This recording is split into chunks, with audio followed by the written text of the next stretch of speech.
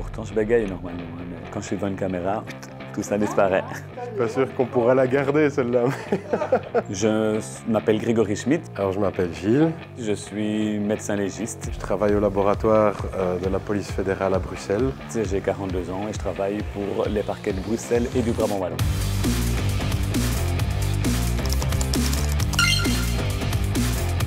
Quand il y a un décès qui est déclaré comme étant non naturel, eh bien, le médecin légiste est appelé avec le CSI. Pour descendre sur les lieux de faits graves ou moins graves, ça peut arriver aussi. Et la première tâche qu'on fait, c'est fixer la scène de crime. Donc ça va être de fixer les lieux tels qu'on les découvre. Et ensuite, on peut accéder au corps et alors c'est là que j'interviens pour procéder à l'examen du corps pour déterminer les causes du décès et surtout, ce qui est important pour le magistrat, c'est déterminer s'il y a intervention d'un tiers dans les causes du décès.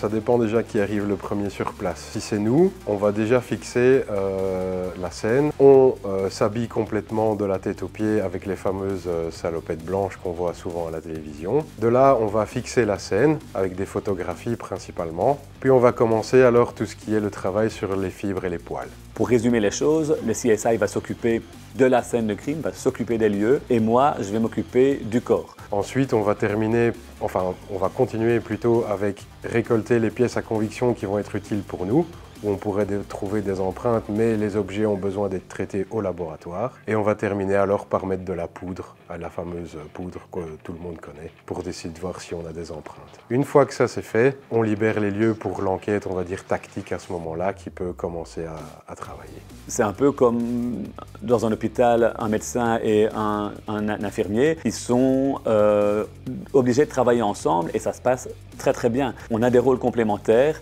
et on doit travailler de manière tout à fait cohérente et coordonnée et c'est ce qui se passe.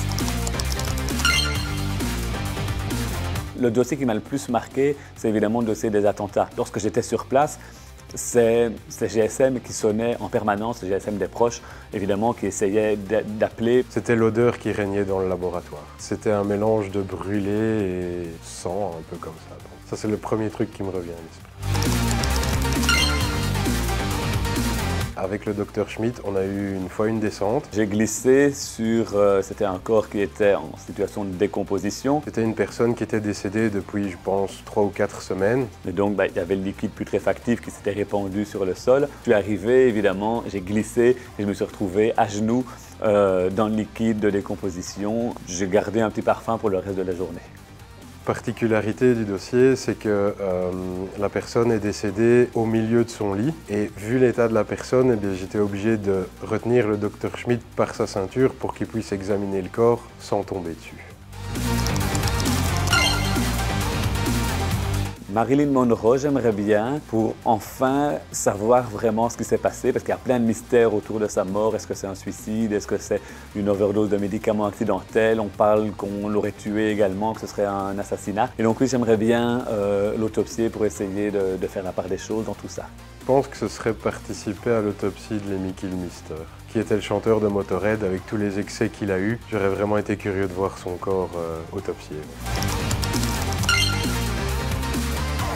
Non, je ne pense pas que je sois devenu insensible. C'est juste que je suis obligé de prendre de la distance par rapport à ce que je vois. Avec les années, ce qui va jouer beaucoup, c'est souvent le contexte. Donc si le contexte est difficile, ça va nous toucher plus que si c'est un contexte qui est, on va dire, classique. Ce qui se passe à ces gens, ce qui arrive à ces gens que je dois examiner, c'est très triste et c'est généralement horrible, mais je ne les connais pas et donc je ne peux pas absorber leur tristesse, absorber leur histoire, parce que sinon je fais 2 expertises et j'arrête. Il se peut qu'on intervienne pour des personnes âgées qui sont décédées d'une manière indéterminée. J'ai envie de dire, ça fait moins d'effets psychologiques que quand ce sont des enfants, par exemple. Alors je dirais à 90% non, et à 10% oui, parce qu'ils utilisent des techniques qui existent. Peut-être vous surprendre, mais je les regarde toutes. J'adore ça. Les séries médicales et les séries policières, les experts, esprits criminels, je les regarde toutes. Mais pour tout le reste, on n'intervient pas sur un meurtre sans être complètement habillé de la tête aux pieds, ce qui est une des plus grandes différences qu'on ait. Après, c'est sûr que si je commence à faire la comparaison entre la réalité du terrain et ce qu'on voit dans une série, ça ne matche pas, tout simplement parce qu'une série, ils doivent résoudre leur crime en 42 minutes. C'est rarement comme ça que ça se passe dans la réalité. La fameuse lampe bleue qu'ils utilisent en plein jour, ben en fait, elle ne s'utilise pas du tout en plein jour, on voit rien. Le mot de la fin, rejoignez-nous.